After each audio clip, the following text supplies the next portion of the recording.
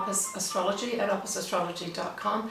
Thanks for joining me today. So today I'm going to do a video, an extended video, on something that I thought might be of interest to my viewers, and that's the sort of mythology around Mars and Venus, or Venus and Mars. And the reason I'm doing it is because, of course, on the 13th of July 2021 Pacific Daylight Time, we have both of these Mars and Venus conjunct in Leo.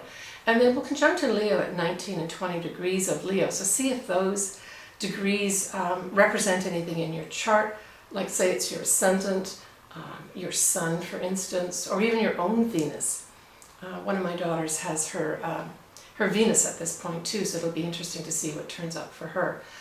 So we're looking at the 13th of July as the main start of this whole thing, but really this Venus-Mars conjunction, first of all in Leo, lasts for some time in July, and then it goes on to conjunct on the 29th of July in Virgo. So to me this generally gives an idea of initial infatuations, love at first sight, the whole Leo thing. Leo does represent love in many respects, especially new love and deep love, that sort of thing, where you just feel this is the right person for you, your soulmate, that type of thing. And then when it goes into Virgo, Virgo is going to be saying, well, what about that love, that infatuation, that love at first sight? Is this realistic? Does this make sense? Let's look at the hard facts and see if this is worth keeping or not. So I see that as a sort of progression throughout July, going into August, mainly as a result of the two conjunctions that happen. That first of all, the Leo, and then the end of July, August, we have the Mars-Venus conjunction in Virgo. So I see that as sort of playing out in the real world for some of us. Now, technically this could be, Venus could be values, the values of yourself, you valuing yourself.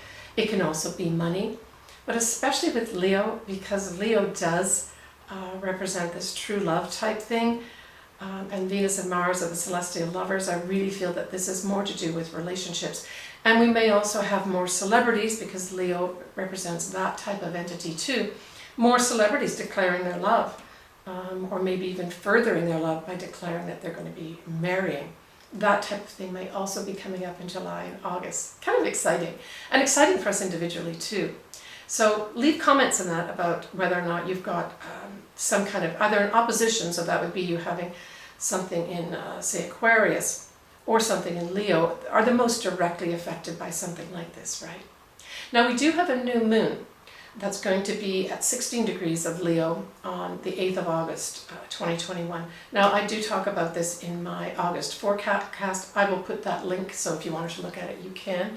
But to me, this is the seminal moment, or at least the days surrounding the 8th of August, 2021, for the new moon in Leo, for some new start for some of us with regards to mostly love, but it could be money and the value of ourselves, could all come up for a new start here. Yeah. So mark that time at the beginning of August, basically. Now when we go back to this whole myth of Venus and Mars, it really speaks to forbidden love. And I hadn't really looked at it in detail before. I always looked at Venus and Mars, but I never looked at what was their myth. And basically, I'm just going to give you a general overview. I'm trying to keep this to at least half an hour or 40 minutes for you. Basically, Venus was married to a Greek god of fire called Vulcan. And he was also a blacksmith too, but he was old and not very appealing to Venus. And they certainly did not have any children. So Venus fell for, well, many different lovers, but we're going to talk about Mars here specifically. She fell for powerful, youthful, and handsome Mars. And Vulcan, from a little birdie in the ear from Mercury, found out that these two were having an affair. And with his blacksmithing type of activities, he could produce this very, very fine net that no one could really see, and he put it over the bed and then caught both of them. And of course all the gods laughed, but even Mercury said that he would be happy to be caught with Venus. And indeed, he was caught with Venus later. Mercury and Venus did produce another child, and I'll talk about that in a minute. In fact, I'll talk about it now. It was actually Cupid. And so it's very interesting that's the evolution of Cupid. Cupid is as a result of the Venus-Mars get together and having a child. That's a whole other myth and story I'm not going to get into. Let's just stick here with Venus and Mars. So to me, this really speaks to the fact that you can't really control what happens in love. And certainly surrender leads to transformation. But this whole thing of risk surrounds love. And of course, this is where we may jump forward and take the risk, or we actually decide we can't take the risk in the situation. But if we do take the risk, we're taking the risk not knowing what the future is. And this demands that you live in the now. And of course, the now is very much something that's in social media, and a lot of astrologers talk about, certainly I've been invested in for some time as well, is that it really demands that you live in the now, and that I think that you enjoy the now, and you just don't know what's going to happen in the future, and maybe that's okay. I'm not saying be foolish if there's certainly indications that this isn't going to be a long-term thing and that's what you want. But I think that this whole idea of living in this lovely energy of love, not knowing the future, is something we should be considering, I think, a little more as a possibility, especially surrounding this whole Venus and Mars in Leo time period.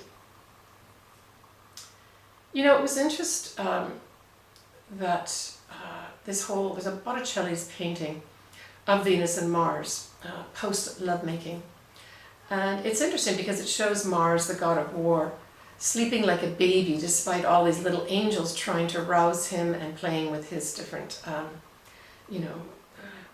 pieces of equipment that are used for killing people and wars. But nothing rouses him. He continues to lie in this sort of state of sleep and contentment, just like a baby. And I've read a little bit about this painting and came to my own conclusion that basically this suggests that love wins. Not war wins, but love wins. So this was the joining of the masculine and the feminine, right? So we've got Mars, which is the masculine, and then we've got Venus, which is the feminine. And that both these energies together actually produces this love. And it's interesting that these two, Mars and Venus, they produced a child too. And the Greek called her Harmonica. So she oversaw harmony of all things.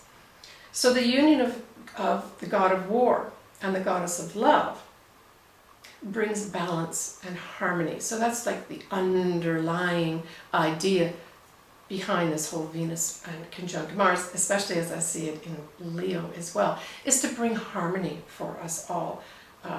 Now, ultimately what you obviously want to do is within our individual selves is to bring the masculine and then the feminine into balance. We all have a masculine side, we all have a feminine side. And so I think the whole idea of this myth too can be brought down to an individual level. Until you love yourself, you can't truly love and be in love with another. So I kind of wanted to leave that idea with you. There's lots more you can, I'm covering a lot of surface stuff here, but there is a lot of depth behind what I am speaking about. And so you can spend your own time deciding what you feel this all might mean to you. I also looked at the Sabian symbol for this whole Venus conjunct Mars. Now the exact conjunction of Venus and Mars in Leo is going to be at 19 Leo 48 minutes. And so the Sabian symbol for that is Zuni Indians perform a ritual to the sun. Well, isn't that interesting? Because the sun is actually the planet or luminary that rules Leo. So I thought that was very apropos for this whole Venus in Mars in Leo. So this really speaks to a return of the glorification of natural energies. So in other words, man returns to nature. And I really, really like that idea. I'm very much a big advocate of getting into nature, but that may also suggest that even though it's very superficial to say this, nature may be very much a part of some person's love life, where nature is encouraging the love to appear or to manifest. Perhaps even getting out into nature might be of use to you individually.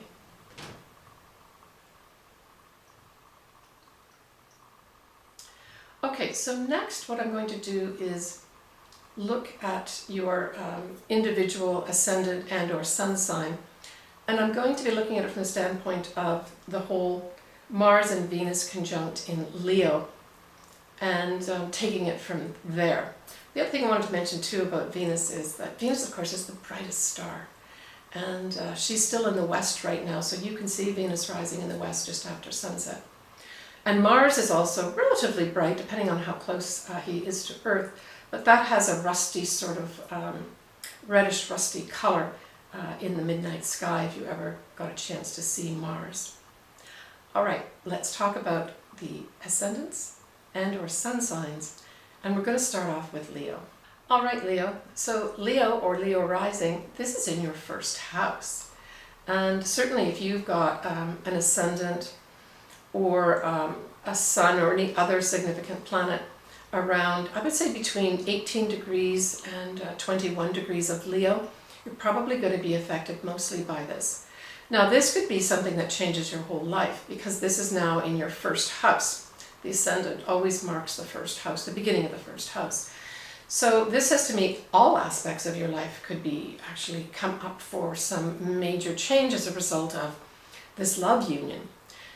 As I mentioned before, this could also be where you start valuing yourself. Leo is also about being authentic, so I think a big thing here could be that unauthentic love comes into your life that changes your life for the better and allows you to be more creative perhaps.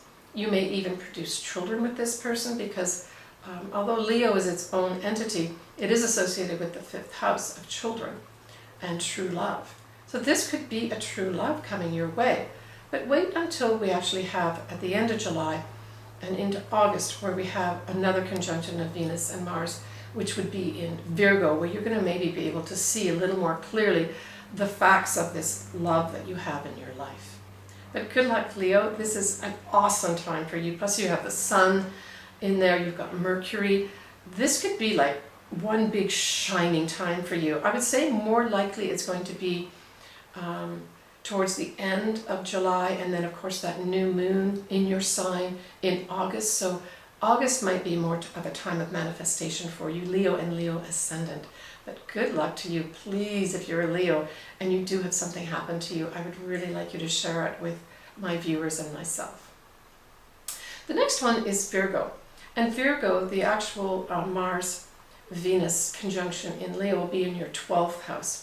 So to me, this says perhaps there's a hidden love affair going on for whatever reason, or some reason you can't manifest this in an outward way, that this love affair is behind the scenes. Now, I say this, that on the 29th of July into August, because we're going to have another conjunction of Venus and Mars in Virgo, that's going to come out into the open. So whether you decide it comes out and you plan for that, or it comes out naturally as a part of its natural evolution, I would say certainly August is also going to be a month for Virgos to have this true love come out into the open and really take an active part of your life. But certainly from the standpoint of Virgo, this is going to be a more practical love. That's what Virgo is all about, being practical. Is this of use to me? As opposed to Leo, which is like all over this new love and falling in love with love is more like a Leo type thing, whereas Virgo says, well, wait a minute, let me look at the facts about this person. And I think mixing both of these types of activities are a good idea, but Virgo, you would be much more practical. So good luck to you, Virgo. For Libra, it's your 11th house of friends, groups that you belong to, as well as hopes and wishes. So, and this your sign actually sextiles Leo. So I'm thinking that you may have some opportunity come your way, perhaps through a friend. A friend becomes a lover for you. That's what I was thinking when I first initially looked at this. It can also represent some of your hopes and wishes. Perhaps you were really hoping for somebody, and this person turns up for you July, August. And you can embrace it, that this truly is something that you wanted in your life. But I suspect that it's going to come from a friend, like, you know, you originally was a friend, now becomes a lover, and or a friend introduces you, or some group that you belong to could now become part of this whole love affair that you end up having with somebody, that you belong to a group where you just find each other. That's starting off with this Leo conjunction, that you're mesmerized by each other, and it takes off into an actual love affair. For Scorpio, it's your 10th house. The 10th house is pretty much always your career. So, and this squares Leo. So it could be, I'm thinking here, certainly you could meet somebody through your work and have a love affair with them. But it could also be your work, where perhaps you're trying to negotiate for more money. With the square, it says to me that you're having to do some negotiation, and there's some challenges with regard to that. So I thought for you more, it might be you having a triumph through some challenges of getting more money for your career, or landing something that's something that you wanted for some time in terms of the career, maybe a new job opportunity, or you get a higher position and more money. I saw you more associated with the money side of Venus and Mars together. But it could be a combination of all those things. You could meet somebody at work that you fall in love with. You could also negotiate more for money with regards to your career too. Good luck, Scorpio. For Sagittarius, well, Sagittarius, Leo is a fellow fire sign, so this is a harmonious link for you, and it provides a trine aspect. So this is just harmonious energy will be surrounding you in the 9th house. On the surface, this said you could meet a foreigner of some sort.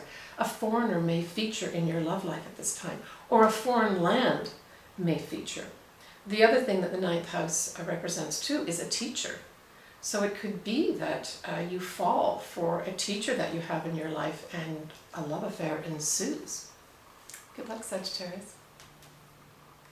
For Capricorn, it's your 8th house. And the 8th house is a little bit of a mysterious, metaphysical type of house. It's also shared resources too. It's also where we're going to have a Venus retrograde in December 2021. And so I think this may be a little more significant for Capricorns because you're going to be reviewing whatever does happen for you with the Venus-Mars conjunction, both in Leo and then in Virgo. You'll be definitely reviewing all this come December and early January 2022 for whatever reason. I would say that there's probably a psychological element. The 8th house also represents our psychological inner selves.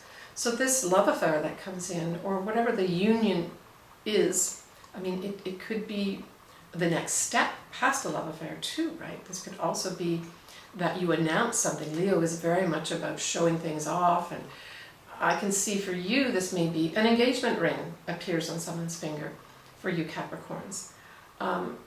And that somehow psychologically this changes you for the better and may ensue you sharing some of your resources as well.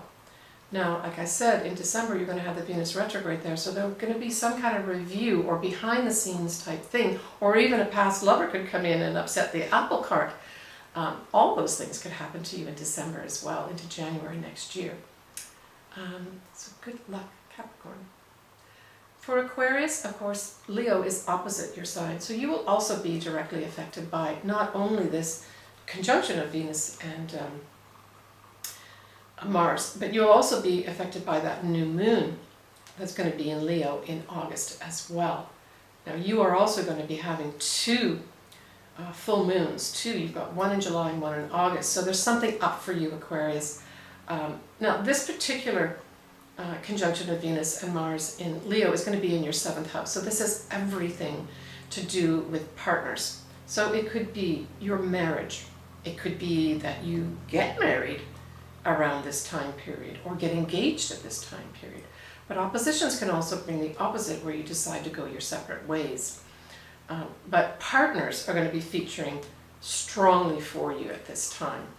And it could be business partnerships too, because of course we're looking at this whole Venus representing money too, and values. So perhaps you will, I don't know, I'm getting this feeling of maybe both things could happening, where your partner in marriage and your business partnerships are going to be up for review for some sort. Maybe your partners are looking at you saying, change has to happen here. Uranus rules your sign, so it could be something unexpected comes your way via partnerships. And it doesn't have to be negative. I would say with the whole Leo thing is to take the high road. And remember at its core that Leo asks you to be your authentic self. So in your business partnerships and your marriage, are you being authentic? Are your partners allowing you to be authentic? If those questions are answers with no, then you really do need to review what you're in, because that's the whole idea of Leo, is to have an authentic partner or an authentic self. But when you're conjuncting both the Venus and Mars, it's an authentic, true love relationship. Okay. Good luck, Aquarius. All right, next we have Pisces. And of course, Pisces, with Neptune ruling your sign, is like the ultimate love, right? It's super true love. And so we've got Neptune in your sign too. Now, it's not going to be exactly conjunct anything, but I would say that it's going to be sending out beams of high-level love just by being Neptune in your sign, and it rules your sign. But this is the 6th house. So, a few things. So the 6th house does represent your kind of day-to-day habits, and for most of us, that's a day-to-day job. So it could be that you meet somebody in your job that you have an instant attraction to, and you start going out together and, really find you hit it off. And then towards the end of July, early August, you maybe hit a bit of a road bump or a speed bump, where with it going in, Mars and Venus going into practical Virgo, which is now going to be opposite your sign, Pisces, you may be just looking at things a little more carefully with regards to the relationship, not ending it necessarily, but just being more practical and saying, is this a really good thing for me? And the answer to that could be yes. Now, the other thing too, of course, the 6th house represents your health. So it could be that some unique, individualized type of healing works for you with regards to your health at this time. Next is Aries. Well, Aries, this is in your 5th house. And of course, when we look at Leo ruling a house, it rules the 5th house. So you kind of got a double dip here. On top of that, you are a fire sign. And of course, your fellow fire sign is Leo. So you've got this harmonious energy as well, very much like Sagittarius, where, and it's at the 5th house. So this could really be true love for you coming in. The other thing, as I said, it can be money, it can be the value of yourself. As I mentioned early on in my video, to truly be able to love someone, you have to love yourself and incorporate both of those masculine and feminine energies in a balanced way inside yourself. So it could be that you come across a way to do this and attract a great love at this time. Now, the 5th house is also children. So it could be for some reason that children are featured in your life as well. The other thing is your own business. It could be that you decide to incorporate your business at this time and start off something that's very Leo-like, that represents your authentic self. But remember, this goes back to that whole 5th house thing, the Leo thing, and that is to express your authentic self. It also speaks to courage. So I didn't mention that earlier, but Leo does speak to courage and risks, and to have the courage to go after the love of your life. And maybe that's what's up for you here, Aries. For Taurus, well, we know that Venus rules your sign. So you also have, a great thing happening here too, with regards to support. Now, you have Uranus featured in Taurus right now, and it's not far off conjuncting, not conjuncting, but squaring. First of all, squaring the Leo conjunction of Venus and Mars. But then, the end of July into August, Uranus will be trining that Venus and Mars when it goes into Virgo. So I would say to me, and it's in your 4th house, the initial Mars and Venus in Leo. And I would say, squaring Uranus, I would say some kind of upset might happen in the home, the 4th house. Now the 4th house also represents your mother. It represents your habits. It represents the house you grew up in, the house that you have now. And to some extent it's your family and deep feelings of how you emotionally feel about your family and your mother in particular. So it could be that some upset might happen or some challenge may happen in the home that was unexpected. Now unexpected, and it's a square, so it's a challenge. So something unexpected happens in the home with your mother, with your family.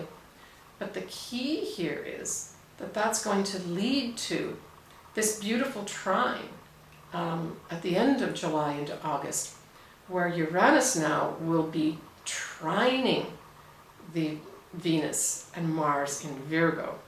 So whatever happens, say, in July or mid-July, just hang in there, because there's going to be some resolution where either Uranus can also illuminate, so I think the true facts may come out. So maybe there's going to be a big upset with regards to a love that you have, or you feel that you're not on the same page, or they're with somebody else, something strange around it. But you have to wait to the end of July into August, because with that trine and Uranus there too, there's also going to be something unexpected that is positive for your love life. Okay? So hang in there, Taurus. For Gemini, it's your 3rd house of communications, and this of course forms a sextile with Leo. So I would say there's an opportunity here where, Gemini represents 2, right? So there may be 2, I'm thinking 2 lovers here. Either you have 2 lovers or you're one of 2 lovers. And the 3rd house, we're talking about your neighborhood, so this all could be happening in your neighborhood. Your siblings may also be involved in somehow with this appearance of this love in your life. But communication is going to be at the core of this, where communications are going to be really important. Maybe something happens with regards to an opportunity where you communicate with someone and you realize, wow, I really like this person. And they happen to live in your neighborhood, and you keep bumping into them, say, all during the latter half of July, and then you decide to go out and enjoy yourselves and realize there's a real connection there. So that sort of thing could happen for you, Gemini. Now you also have the North Node still in your sign as well, so could be a very fateful time for you. The North Nodes will leave your sign, Gemini, at the end, literally the end of December 2021. But I say that program is ongoing too right now. This may be a fated relationship that comes in for you that is an opportunity. So opportunities are there for you to take or not to take. So I would say if you are interested in someone, take a good look at it and communicate. That's the important thing. All right, we're going to end up with you, Cancer. And Cancer, this is in your 2nd house. And I see this more, certainly this can represent someone of great value to you, and this value, they could be of value financially as well as they value you, right? The 2nd house is all about that type of thing. And the 2nd house also too has something to do with love, because that's Taurus. Taurus rules that 2nd house. So I think here there could be some magical romance of some sort that really makes you feel good, that gives you value. But you could also literally have money come your way. That's what I was thinking. That maybe your day-to-day job, that's the 2nd house too, brings in some money for you that's very needed. And that there is a connection, a love connection here too for you, right? Now when you have the conjunction of Mars and Venus in Virgo, that will be sextiling your sign. So that's late July into August. So maybe the manifestation of this, or the reality of this love relationship, may not manifest clearly and more tangibly, that's what I'm thinking, more tangibly till late July, early August. Yeah. Now it could be through a work situation that you meet this person, but I'm thinking that somehow this love connection for you is associated with the value of yourself, that you've done the work on valuing yourself, and then here comes this wonderful love relationship that mirrors that love of yourself. All right, everybody, I'm sending you lots of love, and I'm wishing you the best in your love life, whether it is loving yourself, because that's certainly very much up, especially with the Leo representing your authentic self. But the whole time period here of Mars and Venus being together in some form and some sign, July and August 2021. There should be something up for everybody. Take care of yourself, and we will talk to you soon when I do my September 2021 video. And don't forget to look as the sun sets in the west for Venus shining very brightly as a star. Bye for now.